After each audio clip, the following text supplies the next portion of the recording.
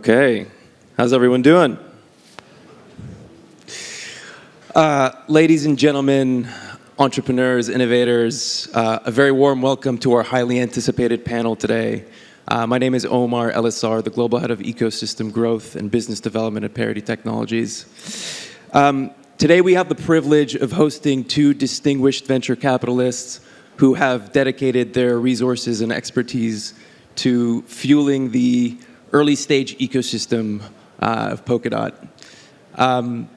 James Woe, CEO of DFG, and Mark Cachia, CIO at Scytale Digital. Welcome. Thank you. Thanks. So I'd like to get started by maybe talking a bit about both of your organizations. Mark, why don't we start off with you? Can you tell us a bit more about Scytale Digital? Sure. So my background is in financial markets and asset management. I had done that for 20 years when I had met Ed Hesse back in Vienna. And he explained to me what he was doing with grid singularity. I was working at a startup, wealth management startup. And I said, well, this sounds really interesting. Can I invest in it? And because I had made that investment, people said, oh, what's happening with this blockchain stuff? What's happening with this blockchain stuff? Oh, you should start a fund in blockchain. And I said, well, why should I start a fund? Yeah, because the market's hot. And what should I do? Oh, you should trade it. I said, well, no. I had been a professional investor investing in other funds. And the only reason I would invest in a fund if they had an edge, a reason, some value proposition.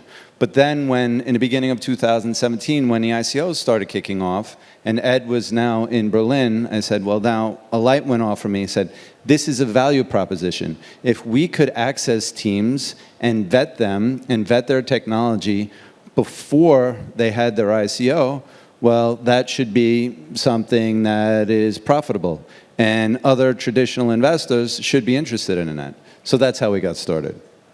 Nice. James, go ahead. Yeah, so I actually first buying Bitcoin back to 2013, 2014. It's close to 10 years. So after buy, actually I heard this from one of my schoolmates. So it's pretty early, so I decided to buy it.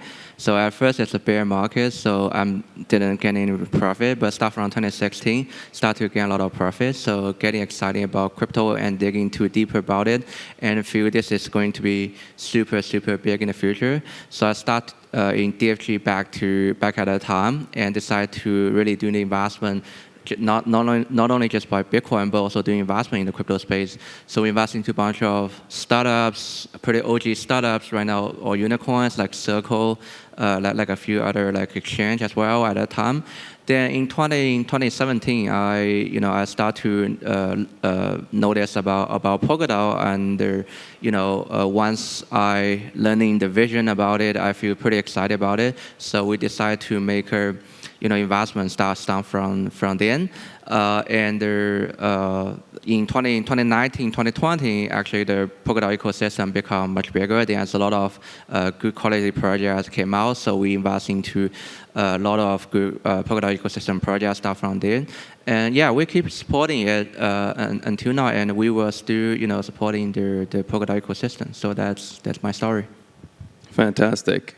So I'd like to jump in a bit and talk a bit about both of your Web3 investment thesis. Maybe, James, we can start with you. Tell us a bit about your thesis in the space, and how does Polkadot fit into that? We know that you're obviously, DFG is a prolific investor, made a ton of investments across different ecosystems, but definitely a lot within Polkadot.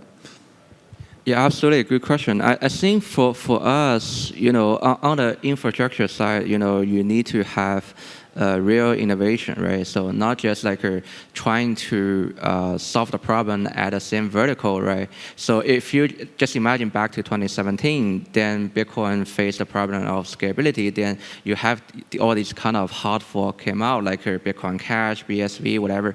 But that's not going to solve the problem because you are basically trying to solve it at the same vertical.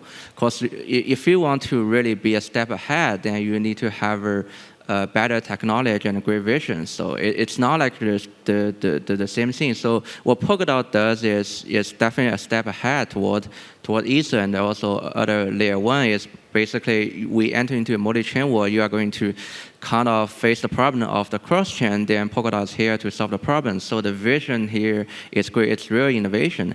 I think based on that, then this is the first trigger. Then we will consider about whether we should make an investment or not.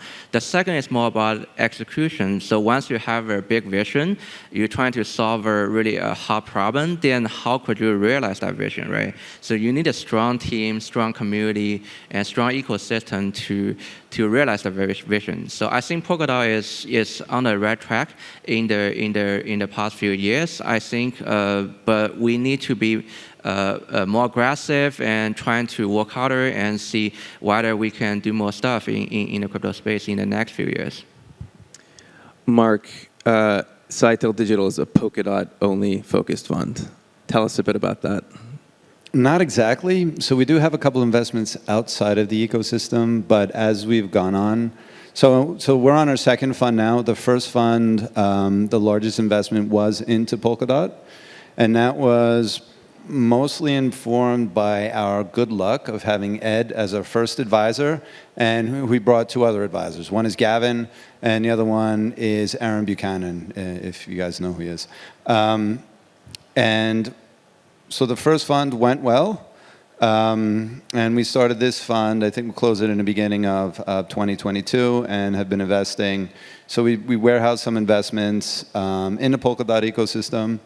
And as time went on, so our primary thesis is about value creation, which sounds ridiculous in venture, in blockchain, but what's the real value proposition? So we'll miss a lot of hype things that'll go up really high and then they go away because that's not what our thesis is. And so over time, we found that Polkadot is by far the best ecosystem, the best technology platform for teams to build on and to build something meaningful and useful. I'll take that answer. So, I've had the opportunity to work with a lot of venture capitalists in the past and even be one myself. I've met folks that are happy cutting checks by, taking lunch with founders just to get to know them a bit. And I've met other venture capitalists who have a very codified and rigorous approach to making investment decisions. I'd love to hear a bit about both of your decisions. Or decision processes, rather.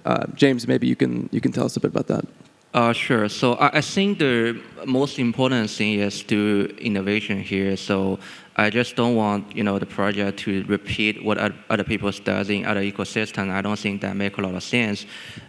Just giving an example. So if you guys finding an angle in whatever sector you work on, then you think this is going to solve the problem, and this is purely innovative, then I think we will consider about investment. So that's, I think, the most important investment thesis in our firm. Mark? I concur completely. We do have, so we manage other people's money. So we do need to be extra careful, and so we do have a formalized process for reviewing potential investments. But at the end, if you really boil it down, how does something deliver value? And novel is better than copying and iterating on someone else. And even though we're investing in technology, we're still really investing with the teams and with the founders. You can pivot on the business case, you can pivot on the tech, you can't really pivot on the founder.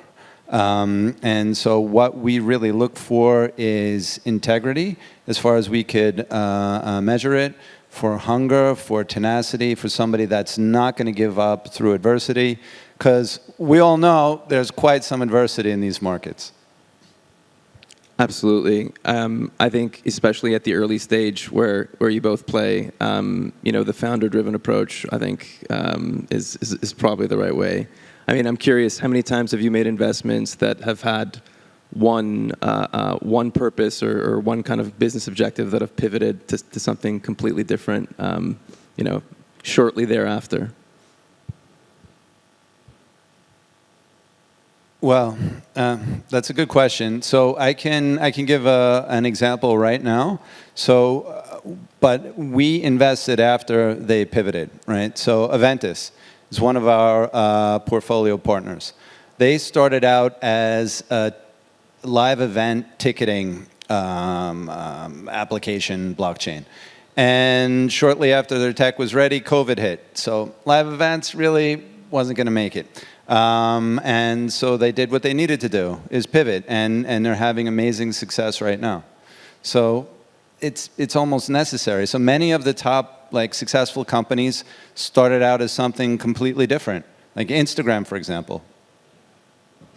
Yeah, I think that makes sense because, business is business, right? So if you're starting project runs, probably raise a couple $1 million, it was supporting your runway for probably a year or two. Then if you are working on something, it's not going to work in a year or two, then you have to shift your focus, right? Otherwise, you get stuck there, then you are not, for just giving example, I mean, metaverse is kind of at very early stage. So people are talking about metaverse a lot in the last ballroom, but right now in the bear market, I mean, there are very, very few users in the metaverse space. So, if you are not preparing for your project for the next decade or a long time, raise money for a long time, then you probably have to shift the focus. So I think in some certain degree, I mean, shifting focus is necessary. So once you face the problem in reality, I would say. Okay, so we've talked a bit about your investment thesis. We've talked a bit about your investment approach. I'd love to jump into getting a better sense of your portfolios. Maybe talk a bit about maybe some recent investments that you've made that you're particularly excited about. Mark, actually, let's start with you. Congratulations. I know the round with Mythical Games was just formally announced. Tell us a bit about that. Yeah, so Mythical. So that doesn't really fit a normal investment for an early stage investor. We do have a double mandate. So one mandate is private investment, earlier stage, but at least private, before something is listed, whether it's an equity or a token. And then in the depth of the bear market, we have the ability to buy listed, let's say, distressed / very low price tokens, which are plentiful at the moment. So Mythical is neither, right? It's fully priced, but it's absolutely transformational. So there are many video games on blockchain that are starting out from the blockchain side, and the games suck. And people wanted, play to earn, didn't make it, and is not going to make it because it really is. It doesn't make any sense that you make money by playing an enjoyable game. It's the opposite. You pay money, or you pay something, your attention, your time, to play an enjoyable game, and that's the benefit that you get. So Mythical goes at it from the other side. So John has an amazing track record of success in gaming and in video games. And by putting blockchain behind the scenes, but having blockchain there, it enhances the experience for the players and will create value. And that's what we're looking for. But for Polkadot, it's especially transformational, because as this comes into the ecosystem, it cross-pollinates so many other different parachains and applications within Polkadot. And that's what we really look for. So I kind of think of it as finding pieces to a puzzle. I don't know what the end puzzle is going to look like, but I look for pieces that go together and that can work together and make the whole way more than the sum of the parts. Yeah, for us, I think, because we invest into more than 50 different Polkadot projects, so mention some name, didn't mention the other, sounds unfair. I think we are doing, investment in both primary market and secondary market. So I guess, right now there's a mismatch on the secondary market as well, because we see a lot of VCs raising a lot of money in the primary market, willing to deploy that capital, but there's so few, institutional investors on the secondary market, right? If Tesla come in, they just buy Bitcoins, but they are not just buying the other like small coins, right? So there's not like a big crypto hedge funds, in the market, partially because of the regulation reasons. But that gave us actually more motivations to buy good asset on the secondary market because there's only retail investor here. So if in a bear market, you don't have a lot of retail investors. So the price on the secondary market is very attractive.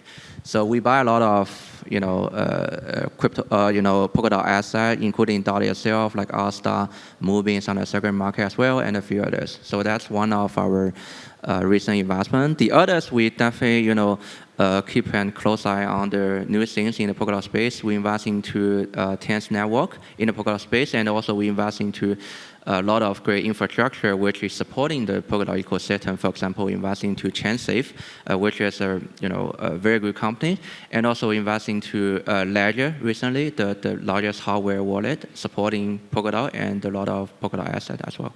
So we've been actively deploying our capital. We think probably it could be the best time for VCs to invest right now. Of course,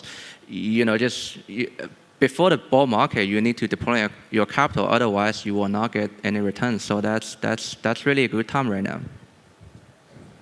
Yeah, absolutely. Great point.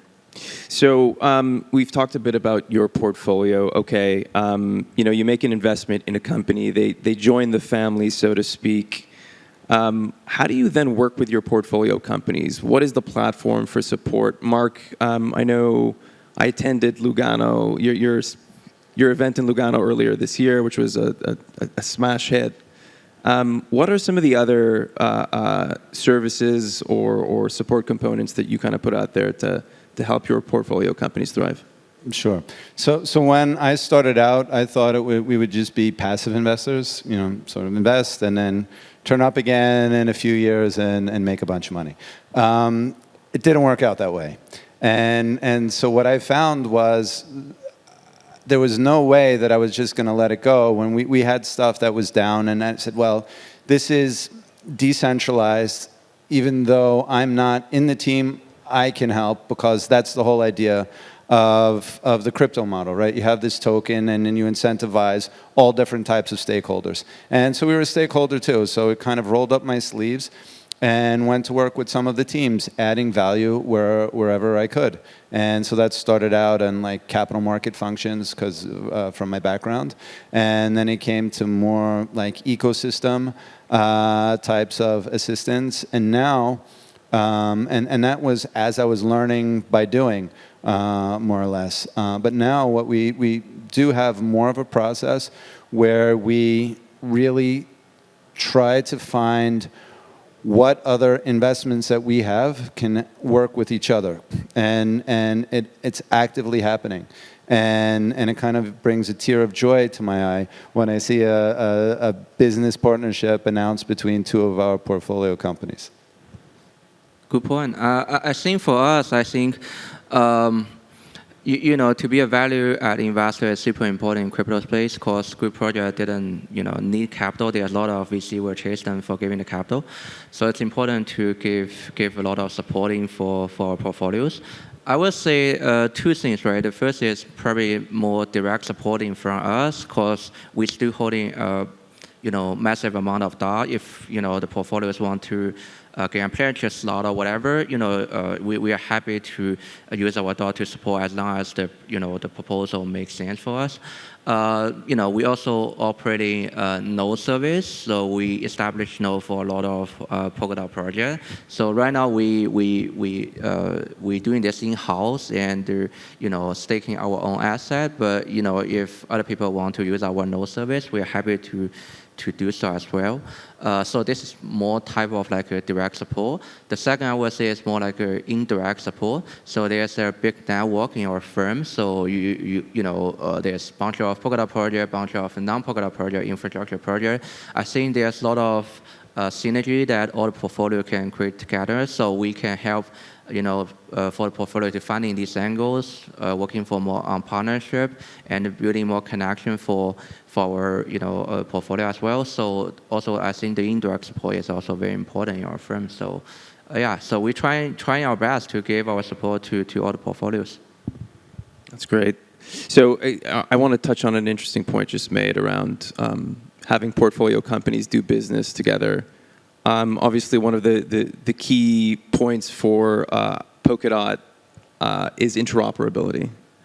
And I'm curious how that seeps into your investment thesis with Polkadot. Is it highly prevalent? Is it something that is not yet thought about too early? Where are you in your thinking there? And are there any other unique attributes related to Polkadot that you take into consideration when building out your portfolio? James, why don't you go ahead? Oh, I think that's a good point. I think, but in the Polkadot space, just checking out the portfolios, they probably already know each other, right? So I think the support we give more is more about like connections outside the Polkadot ecosystem, bring the resources into the Polkadot ecosystem. So that's really the things we can give more to the portfolio in the Polkadot ecosystem. So that's my point. Mark? We're always thinking about it. It's really, really important adoption. So our thesis or mandate for this fund is adoption. That means others have to be able to use it. We want to be able to use the product. So unfortunately, I was in the green room and I missed the demo from Kilt and Deloitte because I want to be able to use the KYC. I don't know how many people have small companies and have to deal with accounts and counterparties in different jurisdictions, but KYC is a real pain in the ass. And to have to do it and redo it all the time. If I could have a reusable credential, that's awesome. And I want to be able to use that. And so we're always thinking about, okay, but I'm not the only one. There are plenty of others, and also in the blockchain space. And oh, wait a second, we didn't really invest in DeFi because of regulatory compliance issues. Because a very important part of for us as more traditional investors is really being careful that stuff is not clearly going over the boundary of what's regulatorily acceptable. And DeFi probably isn't, right? At least but it's getting there, and we'll go there. And if there could be a kind of DID that just gave a credential that says, okay, this wallet is able to participate and it's attested by some regulatory agency or someone that's allowed to do that, well then that will make DeFi regulatory compliant, and that's a massive use case that we don't talk about because it's not that close to happening, as far as I know, unless we'll hear a surprise soon. So I'm curious to hear a bit about, we've talked about some of the unique attributes of Polkadot and your thesis and how it ties to that. What are some of the challenges with the ecosystem that are on your radar, and how do you think about circumventing them and mitigating that risk as you deploy capital into the space and as you try and help it thrive? James, you can... Yeah, sure. So glad that you asked about the question. So I think, yeah, for sure, there's a couple of problems here in the Polkadot ecosystem. I think we have great vision, great technology, great team to realize the vision. But there's slightly some small problem here. For example, it seems to me at least the inflation is slightly higher than expected. Of course, you got like probably 8.7% of the inflation every year. So this is slightly higher than expected. We probably need to kind of maybe lower the inflation by two ways, right? Creating more utility for the DOT tokens, and then probably cutting the supply a little bit. I think that's one small problem. The other is more about how to really attract all the users into the Polkadot ecosystem, how to do the massive adoption, right? So we build a lot of great solid infrastructure, but we need a lot of great application to help us generate all these kind of users, bring them into the ecosystem. So we haven't seen really the so-called killer app in the Polkadot space yet, but we will. So I think this is also another problem. But my point is like, it's actually good so we can discuss the problem and difficulties in the ecosystem, right? So of course we have a chance to fix it then after we realize it. So this is actually good.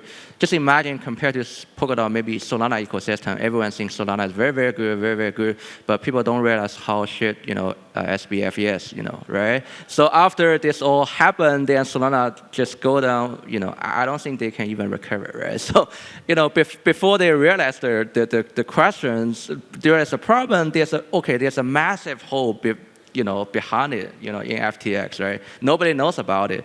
When it happens, then if FTX crash and it impacts Solana not. But for Polkadot, if we are willing to discuss all the problems, we find a problem, we fix that, then we are still grow in a very kind of good ways. So that's my point. Absolutely. That's why we're here, James. We're taking notes. There's only 5 minutes left, so there's a couple of other topics I want to hit on rapid fire. We saw yesterday Bjorn the CEO, and Gav speak about the future. How does it make you feel when you see leaders like that talking about, visions that are 10, 20 years and, in the future and thinking about the future so long and have such advanced visions? Like what does that leave you thinking?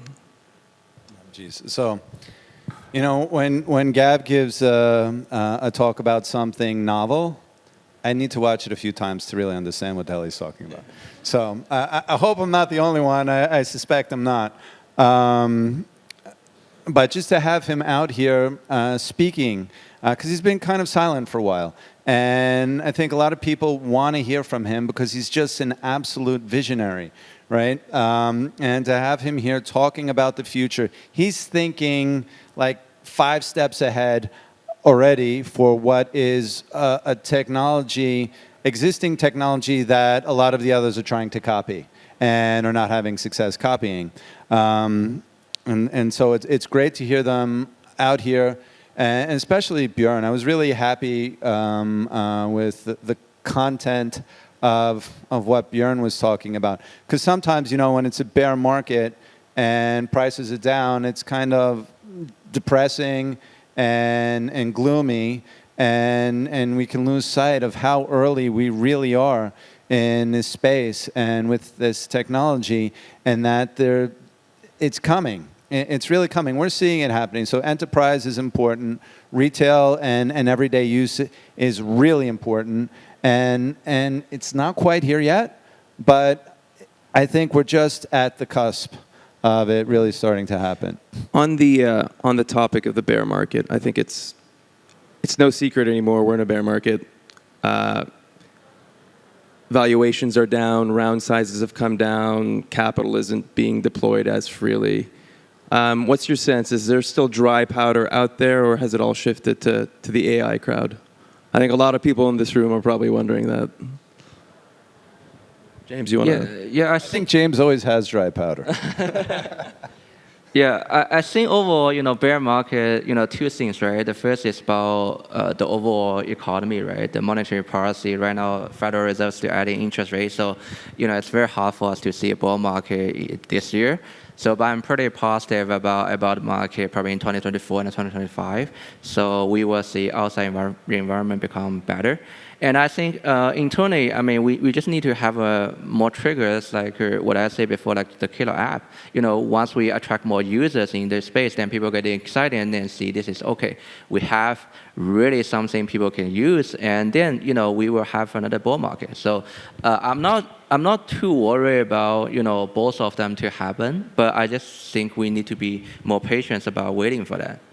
So, on the back of that question, what are some of the key trends you guys are following that are getting you pretty excited right now? We saw DeFi have its moment. We saw NFTs have their moment in the collectible space. We saw, real-world tokenization try and do something early on in this space, maybe be too soon, probably trying to have its moment again right now. What are some of the things that you guys are focusing on that you think are pretty excited? Mark, James? Well, our portfolio is on our website, so you could see the stuff that we invested with and believe in. We're not going to get it all right. We're early stage. It's difficult. I didn't answer the difficulties of the Polkadot ecosystem. One of them is liquidity. And so when we're very early stage, very often, the teams we invest with will have to do follow-ons, and it's really hard right now to find investors for follow-on investments. So, what was the question again? The main question was, well, what we believe in. Oh, okay, yeah. So, and another question we didn't talk about, but I want to, is about what does success mean for us? Because we get measured, very empirically, how much money, what was your return, how profitable were your investments, that's how successful you were. But that's important and a given, but it's sort of an empty statistic when you're really investing for long-term value, because the market goes through cycles. Like stupid things can get stupidly high prices, and you can sell and be very profitable and have invested in crap. And we really try to invest in long-term value and real adoption, which I think, as we're seeing, we saw the 2 panels before this one, that it's really happening now. But it's not measured in the price, right? So Aventis has a 10 million market cap. They're working with some of the biggest enterprises out there. And it's incongruent. So one of them is wrong. I think I know which one is wrong, but time will tell. And so real success will be, when I use my Kilt did to log into my public pressure, where I can listen to my favorite artists and then not lose my baggage because Aventis is making it happen, with Heathrow not, tracking it, making sure it doesn't get lost, and then, having mythical games, having 1 million more wallets in the Polkadot ecosystem, and I'm one of them, playing a very enjoyable game. I love that. We're just at time. We're about to get rushed off, but I'd love to ask one more question. What advice would you have for entrepreneurs sitting in the room right now who are either trying to raise capital or who have already raised and are sitting on really deflated prices and are hurting right now? What's some advice, some parting advice you can leave? James, you wanna kick us off? Yeah, I think just keep building, right? So if you keep building stuff, you will get a reward eventually in the bull market, right? So this is the most important thing.